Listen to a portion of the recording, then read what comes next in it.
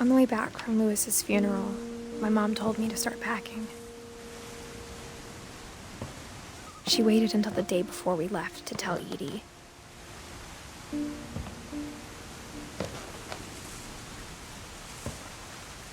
I'm not sure if she wanted to make it easier or harder.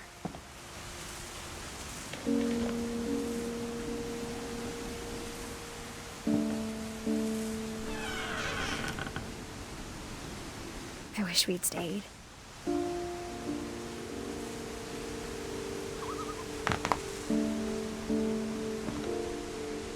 But I understand why we left.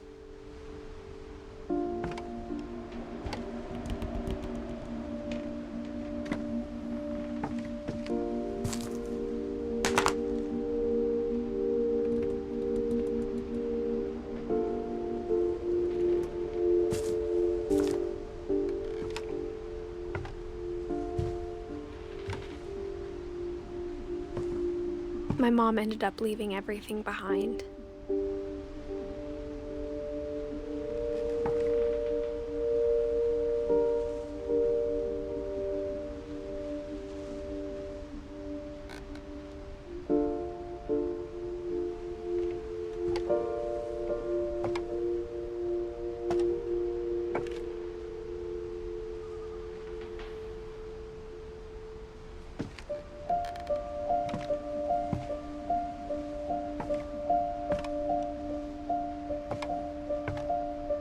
What happened that night had been coming for a long time.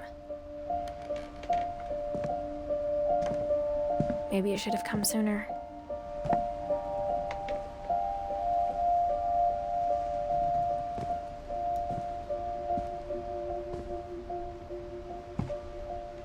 But it had to end one way or another. All that's left now is to tell you about that last night.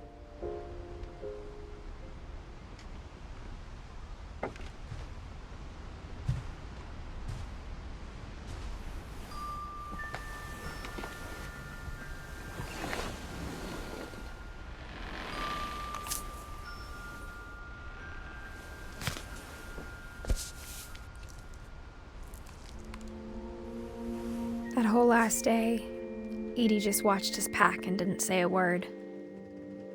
Until supper, when she raised her glass and said, "To our final night together, and all our final nights apart." Grandma, you know what I said about alcohol. Some of your medications are very Edith, specific. I left a present for you in the hallway. Why don't you go open it? The grown-ups have to argue now. I'm sorry, you're right. We're all leaving tomorrow. Let's just enjoy our last... I'm not leaving. Edith, you're excused.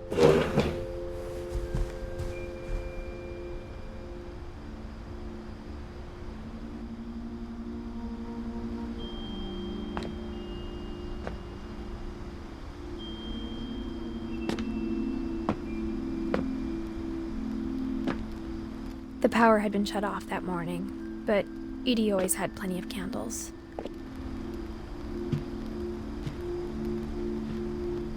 When my mom sealed the library, I don't think she knew about the other entrance.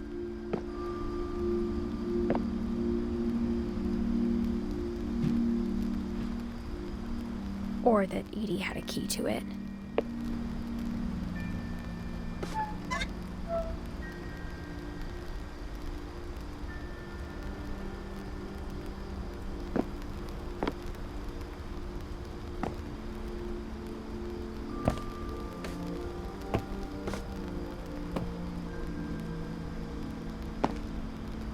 That thing you're afraid of isn't going to end when you leave the house.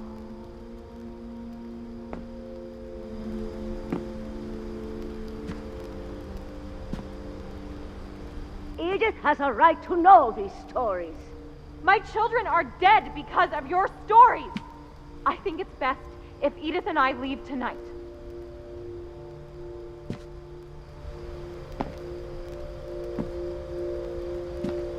We'll have the nursing home send a van for you in the morning, okay?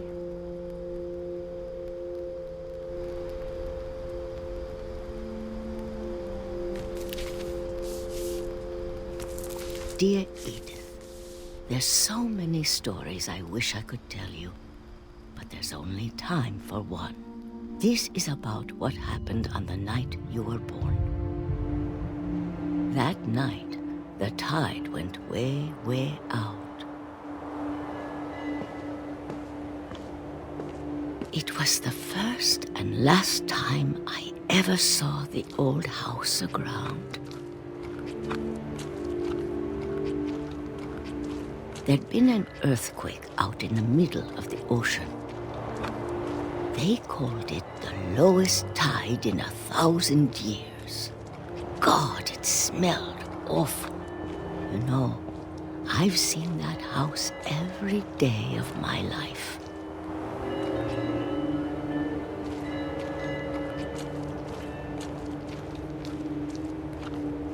But I never thought I'd go back to it. When the fog rolled in, I lost my way.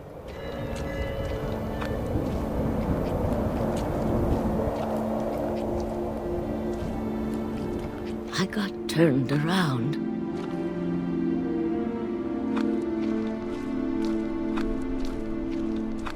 I started seeing things.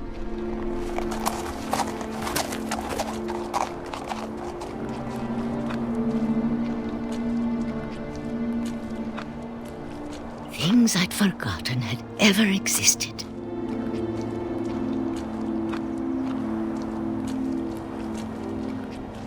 But when I saw them, they felt like old friends. That night, a lot of things came back to me. Or maybe I came back to them.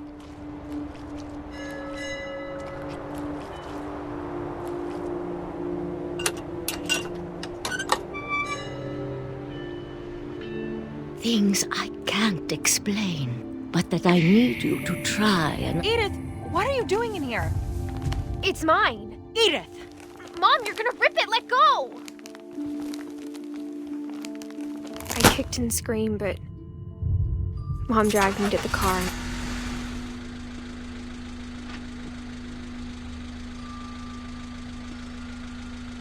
I never saw Great-Grandma Edie again. The next morning, the van came to pick her up, but she was already gone. After that, we moved around a lot.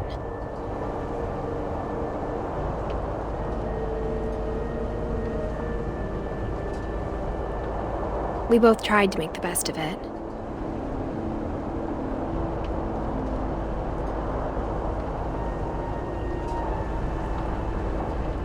A few years went by.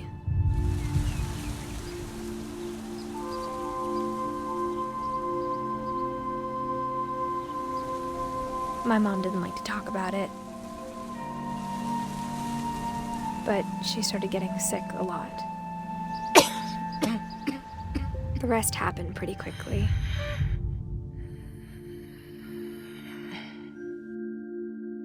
She got better for a while, and then she didn't. And then I was alone.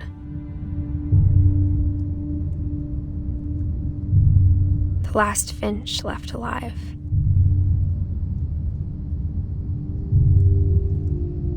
Until I found out about you. I'm still not sure what to tell you about all this. If we lived forever, maybe we'd have time to understand things. But as it is, I think the best we can do is try to open our eyes. And appreciate how strange and brief all of this is.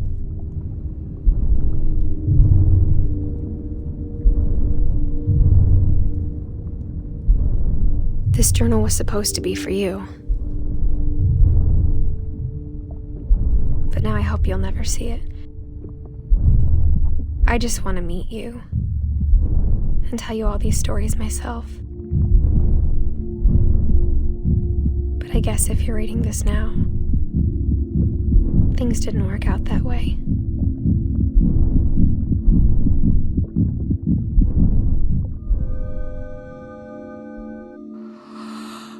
This is where your story begins. I'm sorry I won't be there to see it. It's a lot to ask, but I don't want you to be sad that I'm gone. I want you to be amazed that any of us ever had a chance to be here at all. Good luck.